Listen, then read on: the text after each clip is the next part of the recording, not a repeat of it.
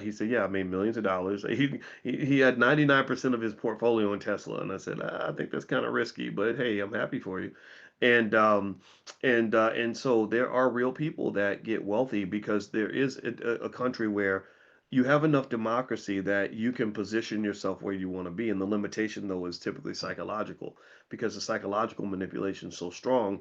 And so, honestly, for example, I'm the guy who doesn't understand why most workers, anybody who has any extra money, if you have extra money to go buy chicken, buy a beer, go to a basketball game, whatever, go to the movies, whatever it is, I'm the person who says, well, why not take a little bit of that money and put it in the stock market?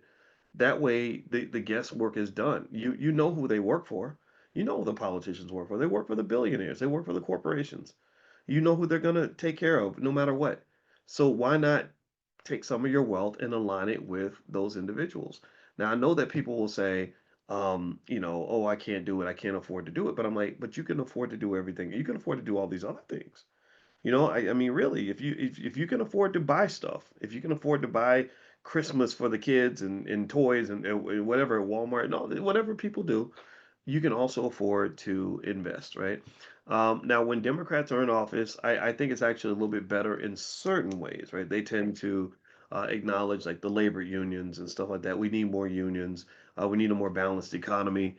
Unfortunately, though, I one thing that was really awkward for me was, when the whole conversation about what they're doing for Black people comes down to things like SNAP benefits and the creation of more jobs, that really unfortunately can limit those who want more than that. Uh, we know that when you look at things like SNAP, Black people are not the majority on that list. I don't even know if white people are the majority anymore. I think that when people come from other countries, and it's like, here, sign up for this, whatever. Like I don't even know if Americans. I have no idea. I gotta go. I've seen different data sources, but the point is that I think that the Black experience sometimes, when it gets limited to, you're going to go further because white people will allow you to. I don't know how empowering that actually is. I don't know how empowering it is to.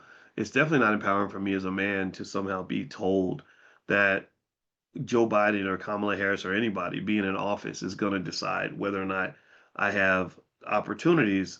I'm not saying it won't matter. I'm not saying that certain people can't benefit for sure.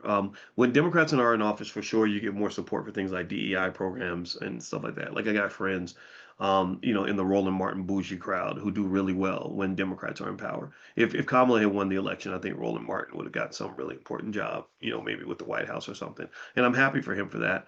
But then there's like sort of that other segment of Black people, like the Dr. Claude Anderson crowd, that is still going to be pushed out no matter who's in power, right? They're not acknowledged because their message is not the same as everyone else's. They're not just talking about jobs and integration and DEI programs. They're talking about business ownership. They're talking about building wealth. They're talking about controlling communities.